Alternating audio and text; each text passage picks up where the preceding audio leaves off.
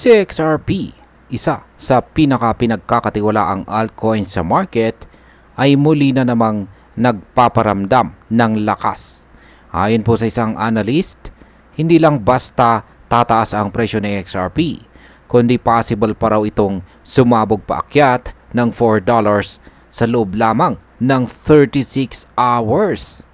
Oo, tama po ang narinig ninyo. Mula po sa dating presyo nitong $2, sabi ng eksperto, tapos na raw ang panahon ng mura para kay XRP. Kaya kung isa kang baguhan o dati ng trader na naghihintay bumaba ang presyo bago pumasok, malamang ay mapag-iiwanan ka na. Kaya sa video na ito ay pag-uusapan po natin ang buong detalye sa prediction ng analyst na si 24 Hours Crypto. Kung bakit nga ba tumitibay na ang price structure ni XRP at ano ang posibleng kahinatnan nito para sa mga investors, lalo na para sa atin bilang mga Pinoy. Pero bago po tayo magpatuloy, ay pakibasa na lamang po muna ang disclaimer dito po sa ibaba ng ating screen. At ayan, ayon po kay 24 Hours Crypto, ang panahon kung kailan mabibili si XRP sa $2 pababa ay history na. Ibig sabihin ay wala na raw tayong aasahan na malaking pagbagsak gaya ng dati. Ang mga investor na patuloy na nag-aabang ng retracement pababa sa presyong $2 ay baka wala nang makuhang entry point. At ang dahilan, nagbago na raw ang price structure ni XRP. Ibig sabihin ay may mga matitibay na suporta o support levels ngayon itong si XRP na hindi po basta-basta mababasag. At kung may bumagsak man na presyo, inaasahan na mabilis rin itong babawi paakyat. Ayan. Ang matinding punto po ni 24 Hours Crypto ay ito. Si XRP ngayon ay hindi na raw isang speculative asset. Hindi na ito parang sugal kung tataas ba or babagsak. Bagkos, nasa phase na raw ito ng sustained strength. Ayan, sustained strength. May mga factors. Meron po siyang mga factors gaya ng legal clarity matapos ang matagal na kaso ng Ripple sa SEC. Institutional involvement mula sa malalaking kumpanya at bangko. At syempre, ang retail interest o mga individual na katulad nating mga trader na patuloy na sumusuporta. Lahat ng ito ay nagsisilbing catalyst o tagapagpapabilis ng pagtaas ni XRP. Ayan.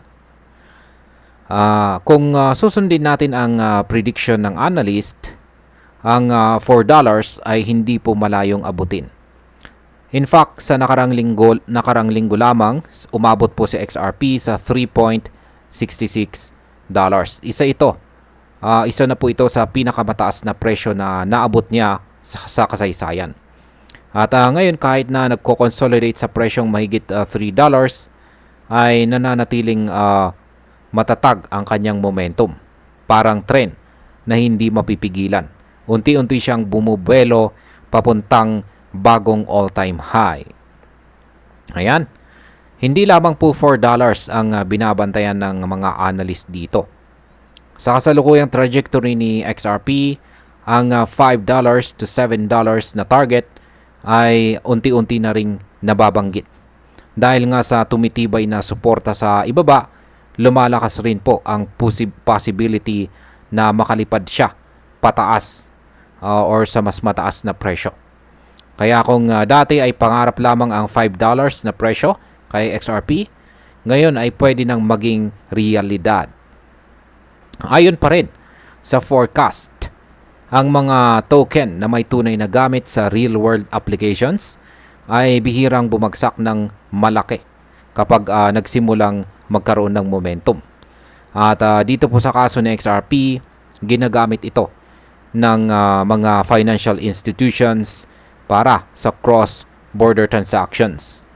Ibig sabihin ay habang tumatagal, tumitibay po ang kumpiyansa ng mga tao sa kakayahan ni XRP bilang global payment solution. Kaya naman ang dating speculative pump and dump ngayon ay pang long-term na stability at growth. Meron pang isang catalyst at meron pang isang analyst po pala. At siya naman ay si Credible. Yan, naglabas na rin siya ng kanyang sariling karanasan. At ayon sa kanya, ang kanyang $10,000 na investment kay XRP noong taong 2019 ay lumago na ngayon ng halos $196,000 o halos nagkaroon ito ng 20 times na paglago. Pero para sa kanya, hindi pa ito ang tunay na simula. Ang forecast niya ay $30 na price target para kay XRP within 6 to 12 months. At kung mangyari ito, baka nga raw makabili na siya ng kanyang sariling Lamborghini. Ayan. Ito'y malinaw na hindi lang haka-haka dahil may basihan ang prediction mula po sa data, volume at current adoption ng XRP sa iba't ibang parte ng mundo. Ngayong napapaso na si XRP sa resistance ng $4 at mukhang hindi na siya babalik sa presyong $2. Nasaan ka ngayon? Naghihintay ka pa rin bang bumagsak ang presyo? O tinatanggap mo na ang katotohanang naiwan ka na sa lumang presyo at dapat nang magdesisyon kung papasok ka habang may momentum pa? Hindi natin sinasabing bumili ka kaagad. Ang sinasabi natin ay mag-research ka. Pag-aralan mo ang movement ni XRP at huwag pong magpadala lamang sa hype. Pero kung ang mga datos at projections na ito ay ang ating pagbabasihan, malinaw na may pupuntahan itong si XRP. Ayan. At sa kabuuan, dito po sa mundo ng crypto, may mga pagkakataong bihira na bumalik.